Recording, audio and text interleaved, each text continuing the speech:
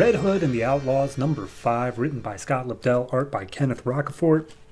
Left off last issue with Red Hood about to fight one of the untitled demon things, and Arsenal going after Corey Starfire, who was attacked by some big green winged beast thing named Crux, who was also a human in the past, who hated Starfire's race because they all killed his parents or something.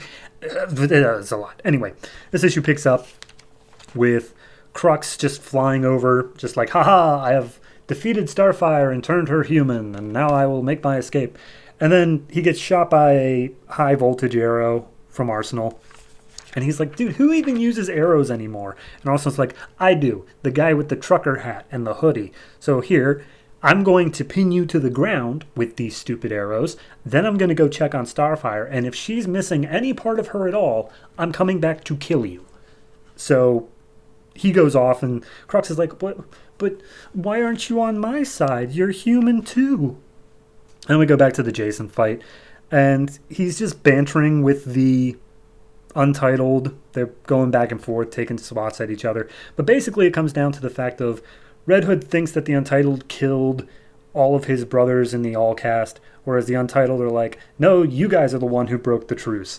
So they're both being played.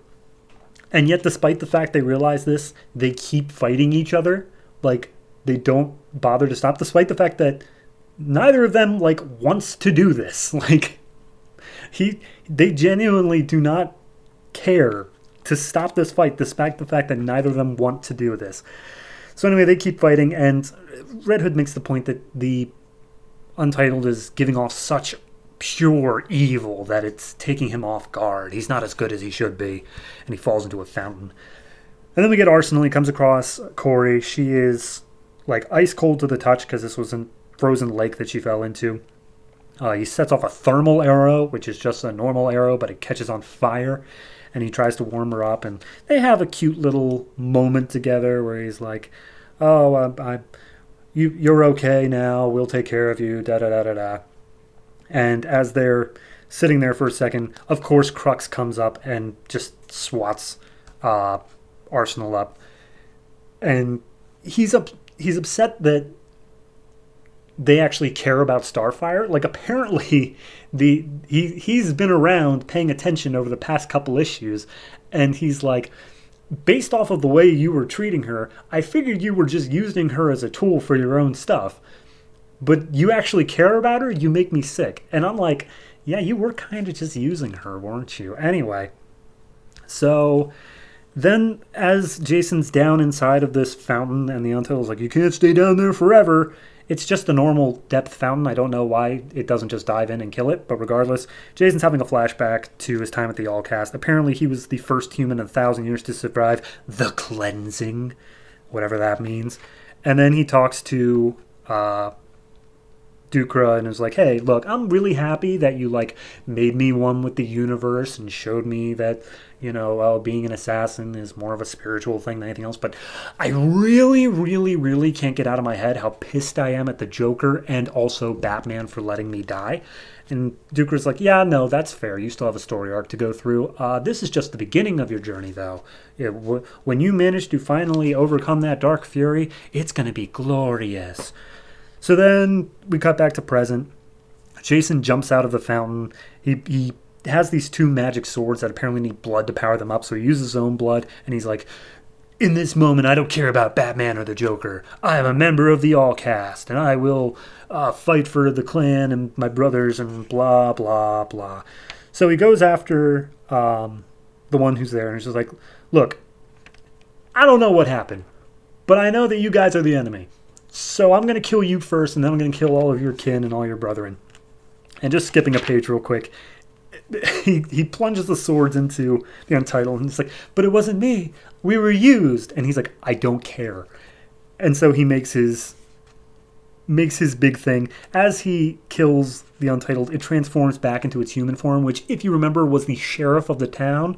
So, of course, all of the people of the town hearing the fighting come, and they're like, what have you just killed our shit? That doesn't even look human anymore. What did you do? And Jason's like, shit. So then we go back to Arsenal, who's trying to kick Crux in the face, isn't doing nothing. Apparently, Crux thinks he's just a burnout with a beanie if his arrows were taken away. So Arsenal's like, okay, fine. So he unclicks his arrow pouch, his quiver, whatever you want to call it, covers up Corey, and he's like, you might want to hold on a second. And the pouch explodes. It was a self-destruct feature. And as Crux, Corey, and Arsenal all go down into the ice, Corey gets her powers back miraculously, pulls them all out. And Arsenal's like, but I thought he said he took your powers. And he's like, well, he would have if I wasn't experimented on for years of my life, which we are never going to talk about again. And he's like, noted, got it. And as Starfire's about to blow him up, Jason comes out of the woods and was like, hey guys, I don't know what's going on with you guys. Frankly, don't really care that much, but we got to go because I got an angry mob chasing after me. So let's go. And they all fly off and escape the town. As I guess the marching order of the book now is that Red Hood is a warrior of the Allcast, and it is going to be his mission to hunt down and kill all the Untitled that may be out there. He has no idea how many that is. He has no idea how many towns they control, but that's his goal now. Okay.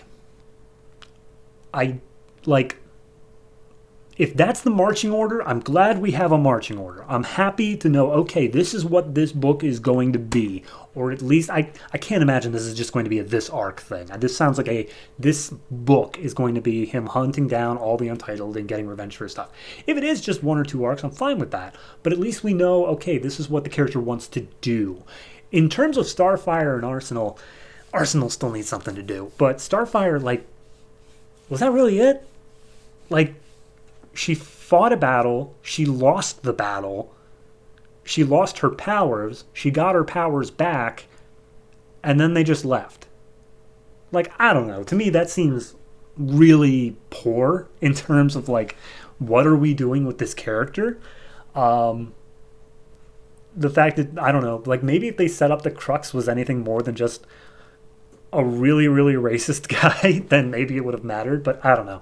For me, it's I'm glad that Jason has something to do, but I really want the other 2 characters to at least have some thing that they want. Right now, it seems like they're setting up Arsenal to want Starfire, which, okay, I guess, but that's pretty lame motivation, all things considered. And Starfire has nothing right now. She's still just flying around, doing whatever she does. So, yeah, I don't know. I'm okay with the issue, but in terms of, okay, we're setting up where we're going from here, I feel like there's more you could have done. I feel like, especially with the other characters. We got the 1. I just wanted the other 2 as well. But hopefully that'll come soon. So overall, mostly for art, because the art, again, is super fantastic, I'm going to go ahead and give this one a 6.5. I think it's decently well done, but it still is just a little bit above average, a little bit below great. So, yeah, I guess we'll see what happens with the other 2 characters and Jason moving forward.